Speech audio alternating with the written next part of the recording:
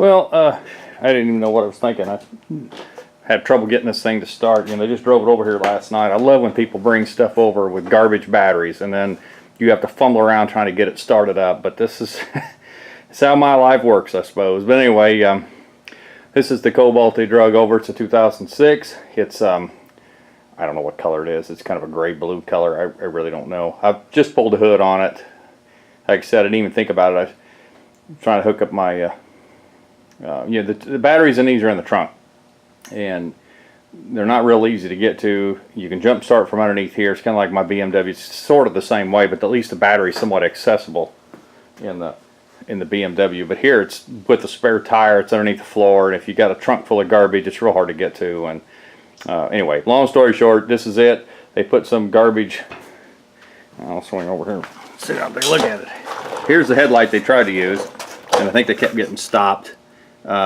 I was told that it popped the radiator, but now I think it was a condenser they were talking about, because apparently they drove it for a while, and then he said they got stopped a few times because the light wasn't right. So anyway, I'm going to pull this thing apart. Like I said, I've already got the hood off. Sorry I missed that, but it's 4 bolts and then that cylinder, you know, the shock that keeps the thing propped up. So you can see by the damage, obviously it tore the bumper off here. The grill's all tore up. It's pushed that condenser way back, as you can see, and it's way off. And then of course it got the fender, and then the hood is boogered up just as well. So it's got a loud exhaust. Sounds like it's leaking up here in the front. It's got 180,000 miles on it. Got a K&N air filter, which looks like they have way over oiled the filter. It says it's way over on oil change. It's got a cracked windshield. It's got hail damage. I'm not sure I'd put $750 into this, but apparently they want this for fuel mileage. They're driving, I'm not sure what she's actually using now, but apparently the husband's going to end up with this. He's driving a Ford Ranger. He's got quite a ways to go, and anybody who's drove those small trucks, everybody thinks they're going to get really good gas mileage because they're small to a mid-sized and they got smaller engines, but that's not accurate. They actually don't do any better than a full size of the V8, except possibly in town. And then it depends on how you drive the full-size trucks. But yeah, they don't do that good on fuel mileage. I had I rebuilt. You guys didn't get to see it because, again, it was before I started my. I took some snapshots, but never did do any videos on it. Of a 2000 extended cab, 2-wheel drive Ford Ranger with a 3-liter V6 and a 5-speed automatic. The transmission was bad.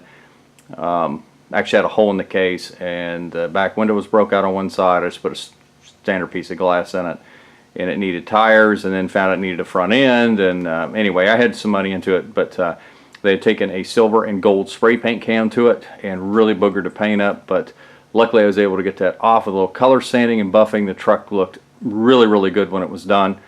And my wife and I drove it a few times. 20 miles a gallon is all you can get out of it, and that's what you can get out of a full size on the highway. So and your ride quality is not as good, your horsepower's down, so you know what you do. But anyway, long story short, I'm not sure I'd put this kind of money into it, but this is not my car. They wanted it fixed. That's what we're going to do. Now, one thing I do see, I don't even have to pull this apart. I saw this last night. There's some stuff that's bent. It doesn't line up here anymore. And if you look, that's not supposed to be bent like that. That's bent back pretty good. So they hit this deer, they were moving. So I'm going to pull all the plastic components off of it and see how bad it really is. I'll put you on a tripod. I'm not sure how much you're going to be able to see because I'm going to be in the way most of the time. You know, that's how that works. But let me see if I can get this off here first. And I'm going to save as much of this as I can, because although the other car had most of them and I was able to save them, you don't want to tear these up. These little push pins. Get underneath them, pull them up. They'll actually snap, you'll hear them. They'll make a snapping sound when you get to the top. You can use pliers if you get under them, but usually what I find is I booger them up worse by doing that. Like this one's not wanting to cooperate.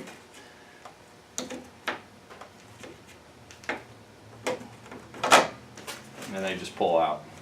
I think I said that yesterday on the video of taking the silver one apart. Come on.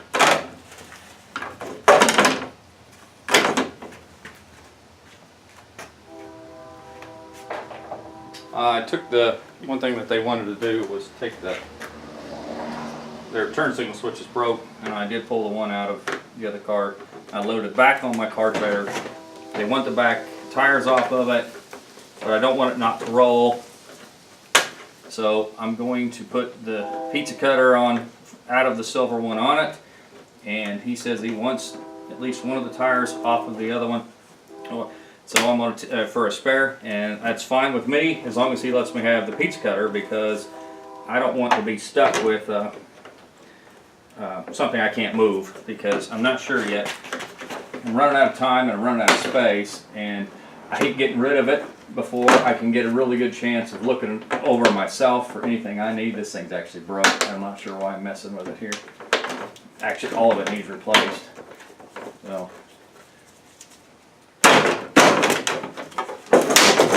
No sense messing with it. It actually goes through that. I don't remember the other one doing that. It may have. Doesn't matter. Okay. Yeah, it's pushed in pretty good right there.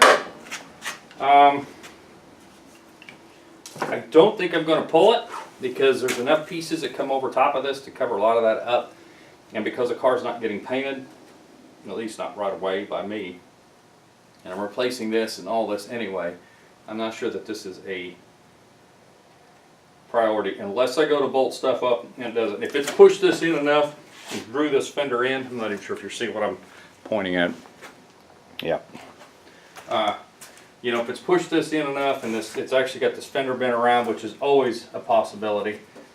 And it's so hard to say with it being hit here. Everything's kind of twisted out of the way. We'll see. I'll get some stuff pulled out and then I'll start laying stuff up here on it. I got to drain the coolant.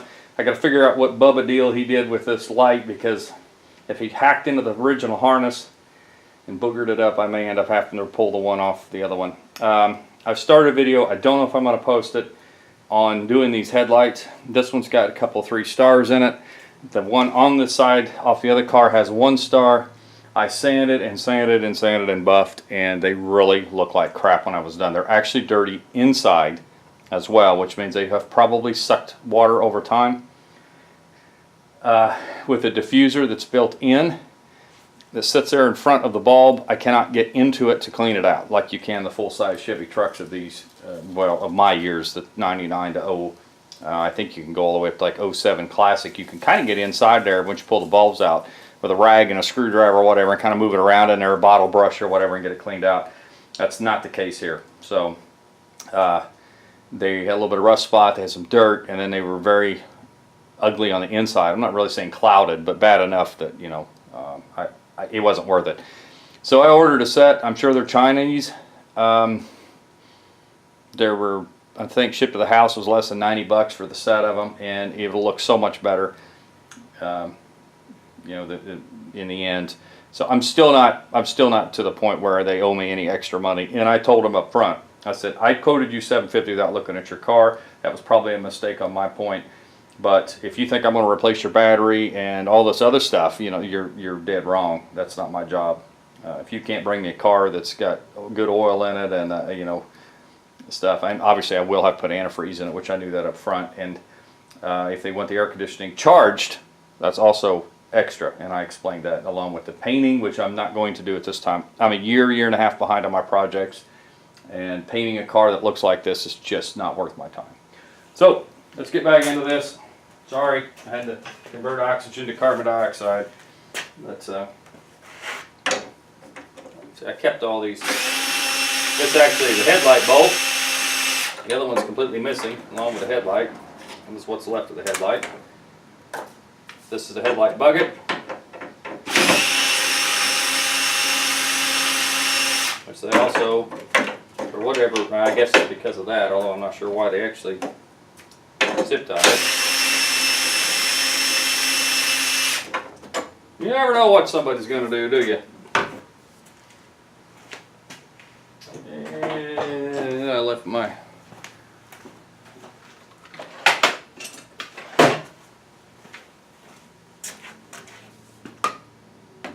The odds of that sitting there without falling.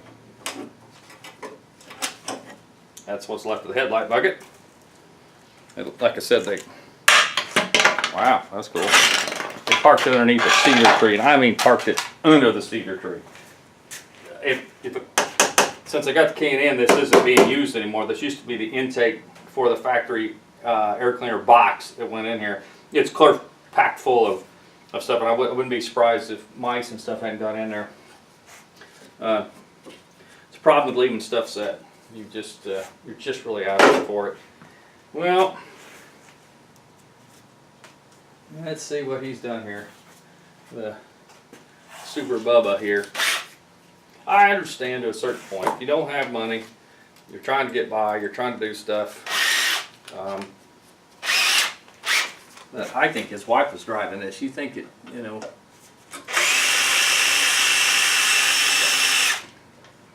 You would want something a little bit better, but maybe there's just, you know. I don't know these people, to be honest with you. I don't know. And so I probably. I'm not trying to judge them. I'm just saying this kind of stuff here just kind of makes me laugh. Well, the harness itself is here, but he's obviously tacked into it somewhere. There's a bunch of tape in there. I'm going to have to dig that out and see. I don't know. Worst case, I have the harness off the other car.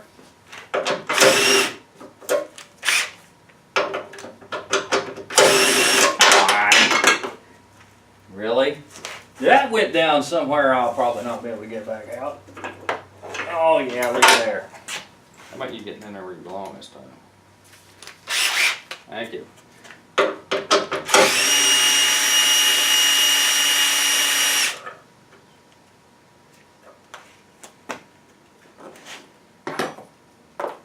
The old Bubba light.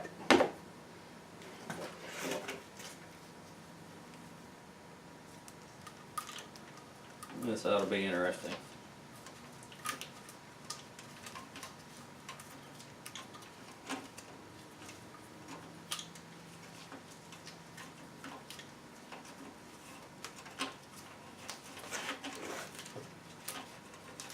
Just you do what you got to do with what you got.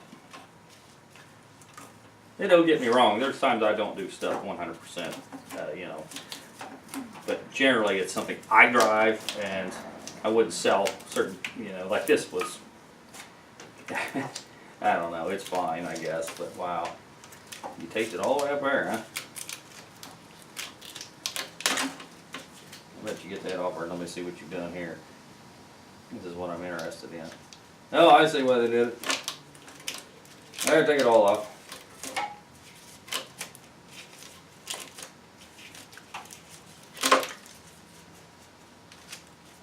I'm gonna mark it on electrical tape.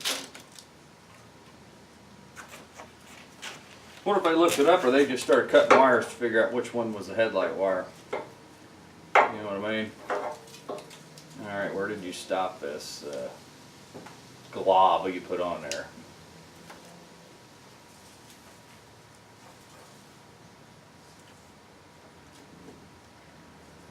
There's this end.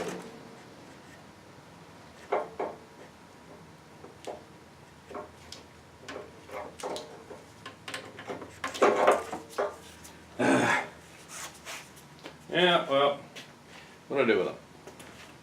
You know what? Those are actually. Let me have these.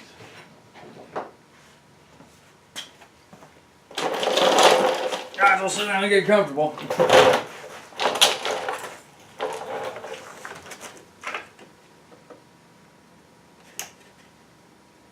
Be real careful cutting tape, because you have no idea what they did underneath it, and you don't want to catch a wire.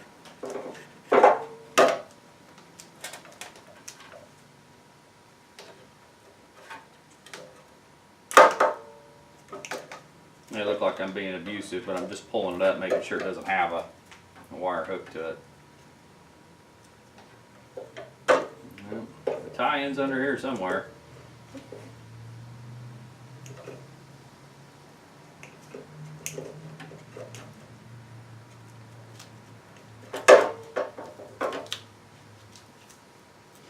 Well, you can see where they went.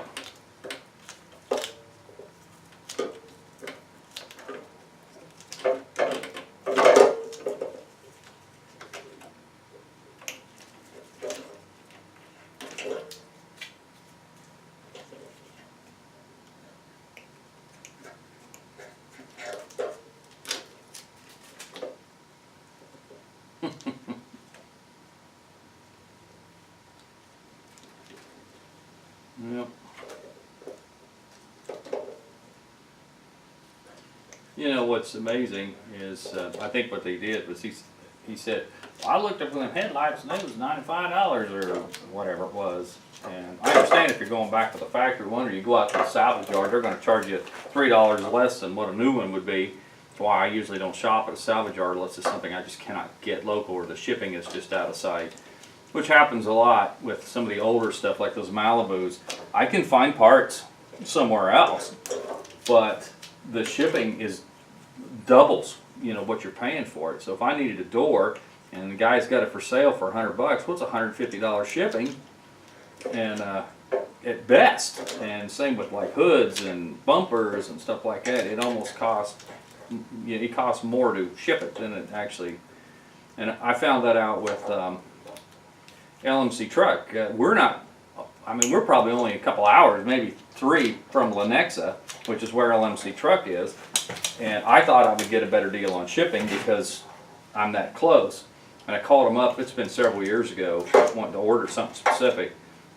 And the guys, I think, I don't remember who I talked to, it didn't matter. They said, well, it's okay, and it's $100 shipping for this, whatever. And I said, $100? I said, man, I'm only about 100, 120 miles from you. It doesn't make any difference. I said, so you're telling me if you ship it to California, it's the same price? Well, yeah. You have got to be kidding me. You've got to cut me some. I'm right here in the same state. I'm already paying tax on it too, which sometimes you have to, sometimes you don't. If you call them direct, they usually charge you tax. But, well, I don't think you need to meet. This is going to be a while. Everything's sticking in these gloves, so let me get this done and I'll put you back on. Well, I kind of left you off for a couple of things, but it wasn't deliberate. I was really surprised. I pulled a corner of that off. 1 or 2 of the bolts were missing that held the front bumper on over at that fender, the good fender. Pulled the headlight bucket, and as soon as I did that, give a little pull, the bumper literally fell off. There was a couple of zip ties I had on this side holding it together. I debubbed this, but I'm still going to have to cut into this part and solder those back together, put some heat shrink on them. And I don't have a good soldering iron for that. My soldering is a big soldering gun. It's made for something a little heavier than this wire, so I may have to go buy something.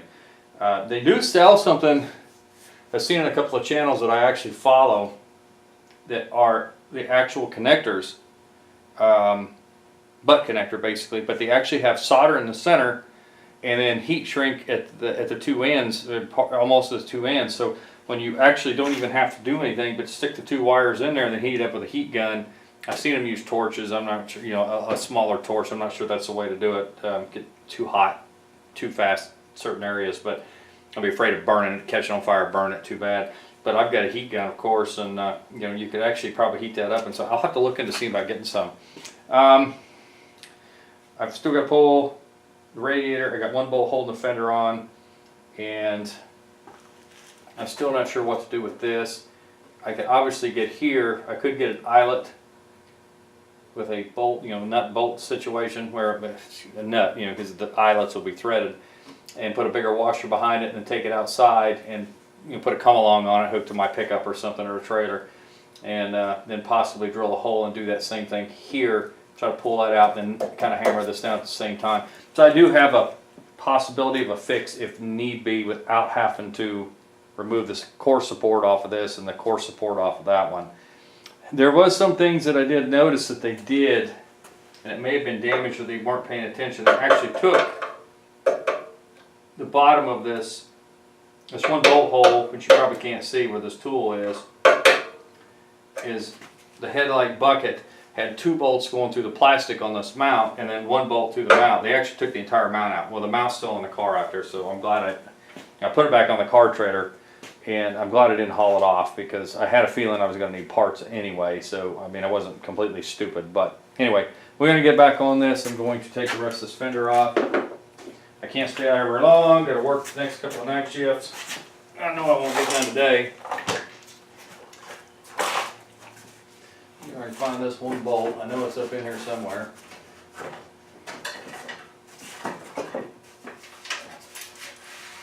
It just fell out. There it is.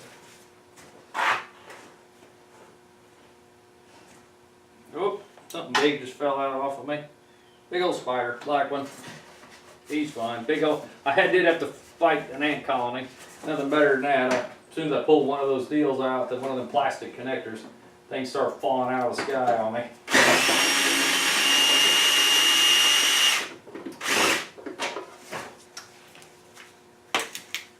What else is new, right?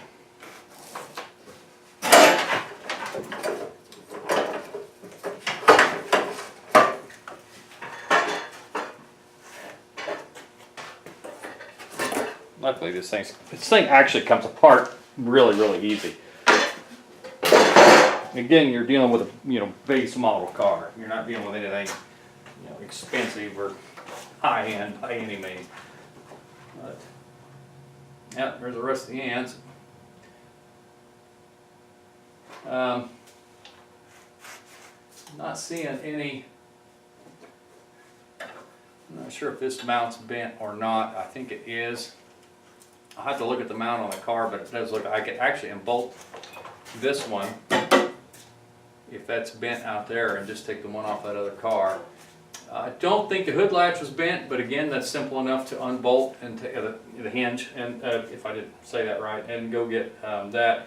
I'm not seeing anything else besides this damage here, and like I said, I do have something pulled and pushed here a little bit, but as long as the headlight bucket fits in there and bolts down.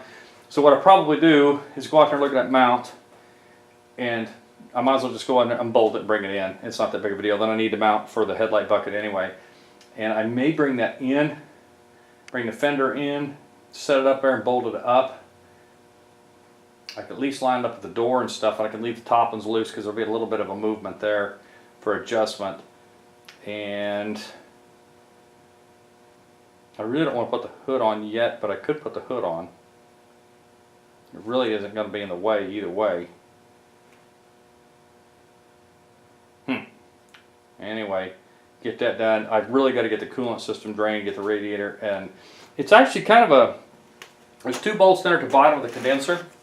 I'll check to see if there's pressure on the line and unbolt that, and those lines just kind of come away. You got a radiator hose here, you got one halfway down on this side, and then what's kind of cool, if it's got an automatic transmission, there's a single 13mm nut that's on the transmission. You take that nut loose and the lines come off of it in one piece. You can get that out. I'm talking about the coolant lines for the transmission. And instead of having to mess around trying to figure out how to get these fittings off there, because some of those are kind of a pain. They're kind of like the fuel lines sometimes. You get the right tools are fine, but fighting them, that way. But it makes it real simple to get those off. So, and I did remove the tire on this side so I wouldn't tear up all of those plastic deals like I did on the car out there, because I knew I'd probably have to replace them either way. So the tire is off of this side. It made it a lot easier because there's one bolt that goes from this side in, the inner fender's in a way, you have to take the clear out. The bolts on the inner fender's actually busted here, so I may go out and take the one off that car and set it up here first and then set the fender, because it's a lot easier to do that,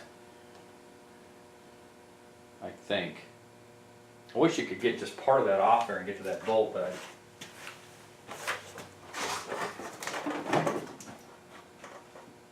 no, you really can't.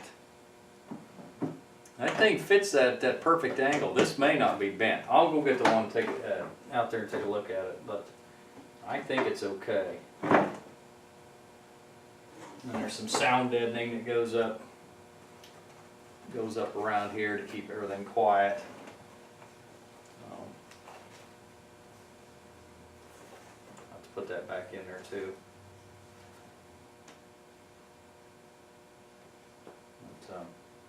Anyway, now we're getting there. Let me go out there and see what that looks like.